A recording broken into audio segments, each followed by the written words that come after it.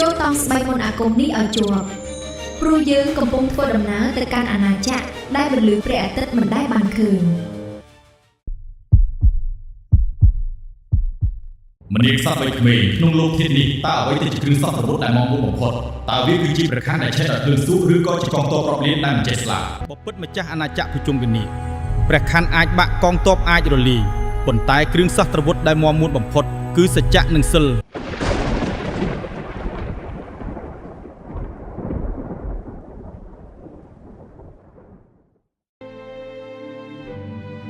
មុនពេលដែលប្រវត្តិសាស្ត្រត្រូវបានចារឹកលើផ្ទាំងថ្មប្រាសាទកាលដែលមហាសមុទ្រនៅតែជាមហាអំណាចផ្ដាច់មុខលើផែនដីព្រះកុមារប្រថោងវរៈបុរសដែលបដិសេធរាជបល្ល័ង្កមាសដែលពោពេញដោយល្បិចកលដើម្បីស្វែងរកសេរីភាពនៃវាសនាទ្រង់បាននាំកងនាវាពណ៌មាសចាក់ចេញពីមាតុភូមិឆ្ពោះទៅកាន់ទិសដៅដែលគ្មានក្នុងផែនទីនៅកណ្ដាលមហាសមុទ្រដ៏សាហាវព្យុះសង្ការីមិនមែនជាឧបសគ្គដែលមករារាំងផ្លូវនោះទេប៉ុន្តែវាគឺជាការសាកល្បងនៅដួងព្រលឹងនិងសេចក្តីក្លាហានរបស់មហាក្សត្រនាពេលអនាគតនៅពេលដែលពន្លឺដំបូងនៃកោះគោកធ្លាក់បានលិចឡើងកណ្ដាលអ័ព្ទ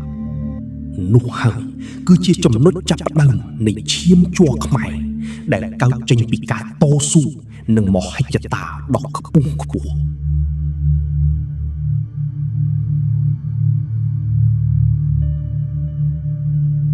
កោះគោកធ្លាក់ទឹកដីដែលត្រូវបានទេវតាលាក់ទុកពីភ្នែករបស់មនុស្សលោកអស់រាប់ពាន់ឆ្នាំនៅទីនេះដើមឈើនីមួយៗដកដង្ហើមជាមុនអាគមហើយខ្យល់ដែលបក់កាត់សុទ្ធតែជាដង្ហើមរបស់វិញ្ញាណបុព្វបុរសព្រះថោងបានបោះជំហានដំបូងចូលទៅក្នុងព្រៃអាតកំបាំងដែលមានដើមថ្លកជាក់ខ្ពស់សន្លឹមដល់ពពកជាមណ្ឌលនៃចក្រវាឡក្នុងស្រមោលនៃរុក្ខជាតិបុរាណទ្រង់មានអារម្មណ៍ថាមានភ្នែករាប់ពាន់គូកំពុងតាមដានពីក្នុងទឹកនិងក្នុងល្អាងថ្មទីនេះមិនមែនគ្រាន់តែជាកោះធម្មតានោះទេប៉ុន្តែវាគឺជាដែនដីស័ក្តិសិទ្ធិដែលរង់ចាំម្ចាស់គ្រងដីមកដល់តើព្រះថោងនឹងអាចដោះស្រាយអាតកំបាំងនៃកោះនេះបានដែរឬទេឬក៏ទ្រង់នឹងត្រូវคล้ายជាផ្នែកមួយនៃវិញ្ញាណដែលជាប់ឃុំនៅទីនេះជារៀងរហូត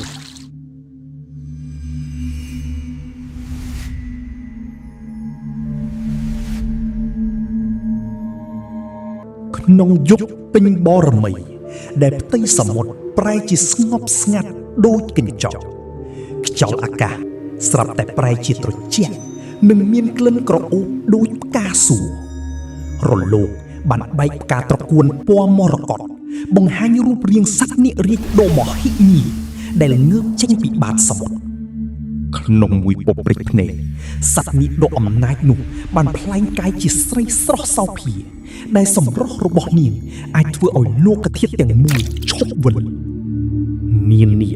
បុត្រីនៃស្ដេចភុជុំនាគបានមកដល់ដើម្បីសាកល្បងចិត្តព្រះកុមារចរន្តនេះគឺជាការជួបគ្នាដែលត្រូវបានកំណត់ដោយជោគវាសនាតាំងពីកប្បវិនាសមកម្លេះ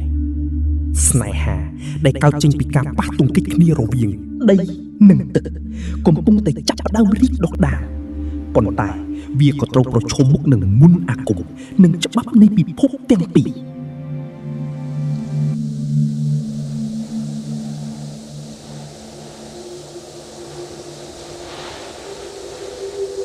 ចូលតង់ស្បែកមុនអាគមនេះឲ្យជាប់ព្រោះយើងកំពុងធ្វើដំណើរទៅកាន់អាណាចក្រដែលបន្លឺព្រះអាទិត្យមិនដែលបានឃើញព្រះថោងបានតាមនាងនាគចុះទៅកាន់បាតសមុទ្រដ៏ជ្រៅឆ្លងកាត់ច្រកភ្នំភ្លើងក្រោមទឹកនិងមាត់សត្វម៉ាការ៉ាដ៏សាហាវដែលយាមច្រកទ្វារនៅទីបំផុតអាណាចក្រភុជង្គនាគបានបង្ហាញខ្លួនក្នុងភាពអស្ចារ្យដែលមនុស្សលោកមិនអាចសូម្បីតែស្រមៃទីក្រុងដែលសាងសង់ឡើងពីមាសនិងត្បូងមរកតចែងចាំងពន្លឺពីក្នុងជម្រៅទឹកដ៏ងឹតនៅទីនេះពេលវេលាមានដំណើរខុសពីលោកខាងលើហើយរាល់ជំហានដែលព្រះថោងបោះទៅមុខគឺជាការប្រឈមនឹងអំណាចនៃអតិទេពនាគ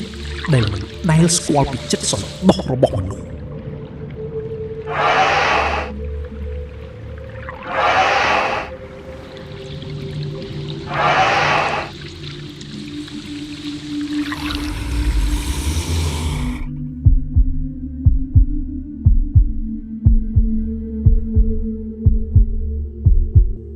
នៅចំពោះមុខរាជបល្ល័ង្កនាគក្បាល7ដ៏មានបារមីសេចក្តីស្លាប់និងសេចក្តីរស់នៅគឺនៅឆ្ងាយគ្នាត្រឹមតែមួយដង្ហើមធំប៉ុណ្ណោះ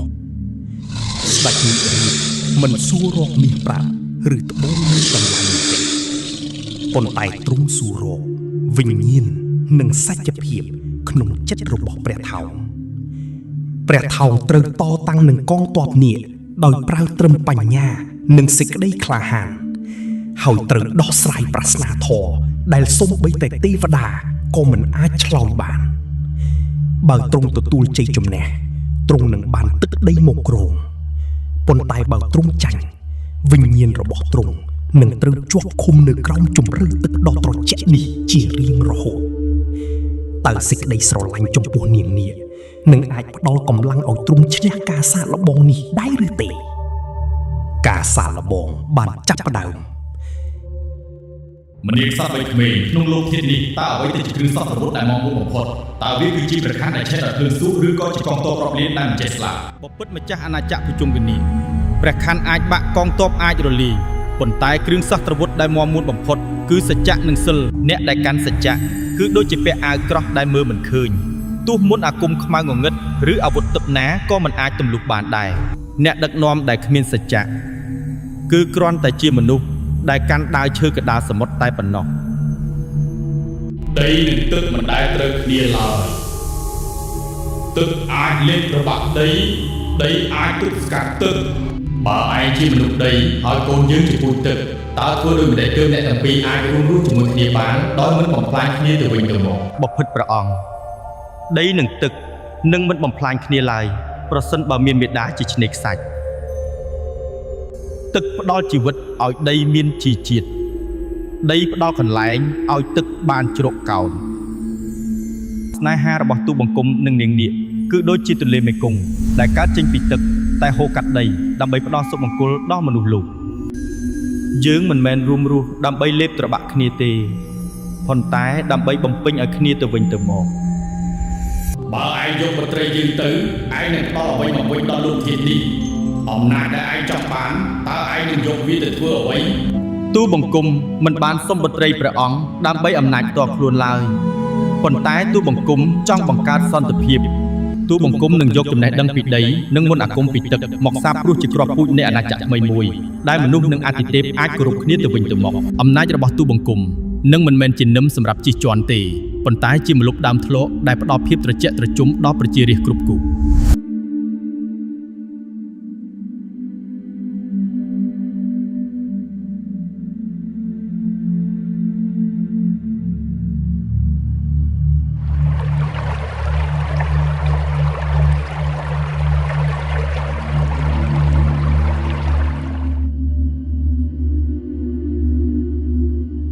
ថ្ងៃមហាមង្គលអច្ឆរិយៈបានមកដល់ថ្ងៃដែលផ្ទៃមេឃនិងមហាសមុទ្របានប្រសពគ្នាជាធ្លុងមួយ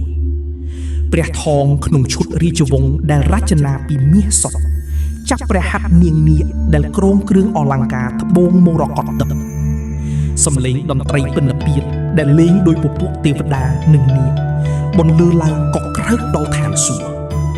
នេះមិនមែនគ្រាន់តែជាការរៀបការរវាងបុរសនិងស្ត្រីពីររូបនោះទេប៉ុន្តែវាគឺជាការចងសម្ព័ន្ធមិត្តដ៏វិសុទ្ធរវាងពូជពងមនុស្សនិងពូជពងនាគសញ្ញានៃការរួមរស់រវាងដីនិងទឹកត្រូវបានបង្កើតឡើងដែលវានឹងក្លាយជាគ្រឹះនៃនិមិត្តរូបនៃទង់ជាតិខ្មែរនាពេលអនាគត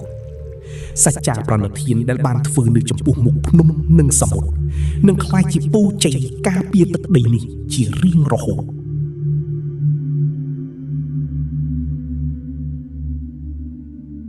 ចូលមើលទៅលើមេឃស្ដេចនាគរាជបានពង្រាយកាយមហិមាគ្របដណ្ដប់លើលោកធាតុទាំងមូលក្នុងសំឡេងក្រហមដែលធ្វើឲ្យផែនដីញ័ររន្ធត់ទឹកសមុទ្ររាប់លានតោនត្រូវបានបឺតចូលក្នុងព្រះឧទោនាគក្នុងមួយប៉ព្រិចភ្នែកភ្នំខ្ពស់ខ្ពស់ចាប់ផ្ដើមងើបឡើងវាលទំនាបដ៏មានជីជាតិចាប់ផ្ដើមលេចចេញពីក្រោមផ្ទៃទឹករាល់ស្នាមជើងដែលសត្វនាគបានដើរកាត់ក៏คล้ายជាទន្លេមេគង្គនិងទន្លេសាបដ៏ស័ក្តិសិទ្ធិអភិនិហានេះបានផ្លាស់ប្ដូរមុខមាត់ផែនដីជារៀងរហូតទឹកដីថ្មីអាណាចក្រនគរភ្នំបានចាប់កំណើតឡើងពីកណ្ដាលមហាសមុទ្រតាមរយៈអំណាចបារមីនៃស្ដេចនាគដើម្បីទុកជាគេដំណែលឲ្យបុត្រីនិងកូនប្រសាដណ្ដើមយកជ័យជំនះលើធម្មជាតិ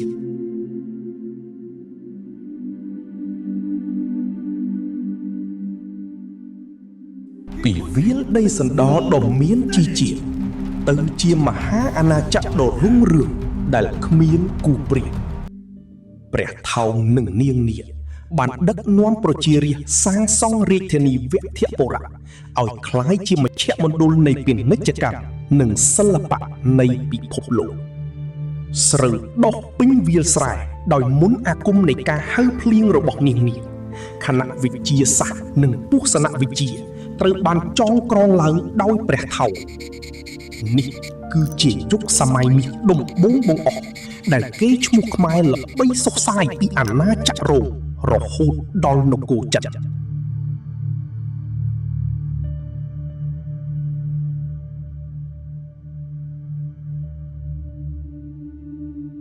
អាណាចក្រភ្នំមិនមែនគ្រាន់តែជានគរមួយនោះទេប៉ុន្តែវាគឺជាសាក្សីនៃភាពវៃឆ្លាតនិងការរួមរស់ដោយសុខដុមរមនារវាងមនុស្សធម្មជាតិនិងអាទិទេព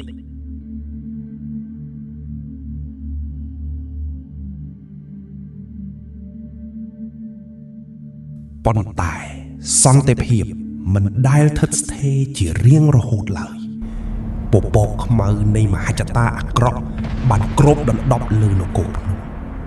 ស្ដេចយក្សពីអាណាចក្រឆ្ងាយដែលច្រណែននឹងភាពរីកចម្រើនបានបញ្ចេញមន្តអាគមខ្មៅដើម្បីលាបត្របាក់ទឹកដីស័ក្តិសិទ្ធិនេះ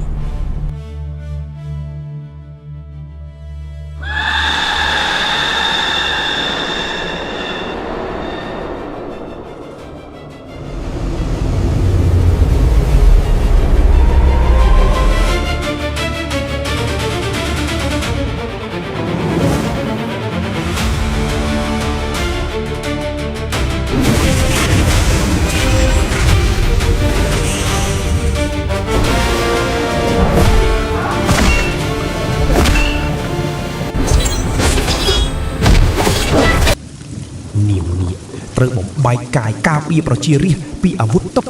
ខណៈព្រះថោងលើកព្រះខ័នចេញតតាំងនឹងកងទ័ពងងឹត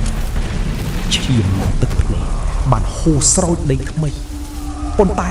វាក៏ជាការសាកល្បងចុងក្រោយដើម្បីបញ្ជាក់ថាឈាមចរនាគនិងមនុស្សគឺមិនងាយនឹងត្រូវគេបំបាក់បានឡើយជ័យជំនះត្រូវបានទិញមកដោយការលះបង់ដ៏ខ្ពស់បំផុត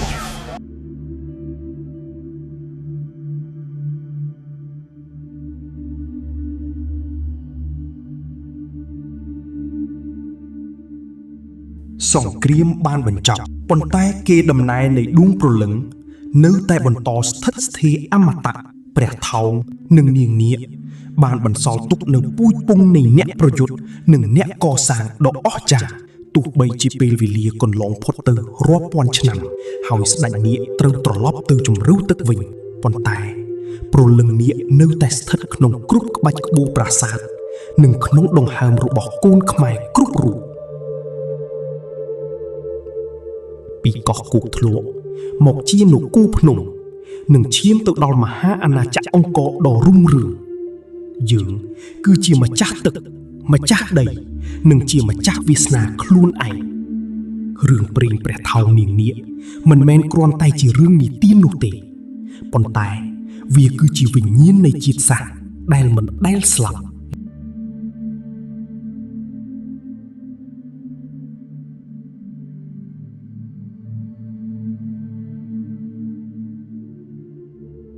អរគុណសម្រាប់ការទស្សនានិងគាំទ្រស្នាដៃកុំភ្លេចចុច Subscribe ម្នាក់មួយផងណាដើម្បីកម្លាំងចិត្តធ្វើរឿងនិទានថ្មីៗទៀត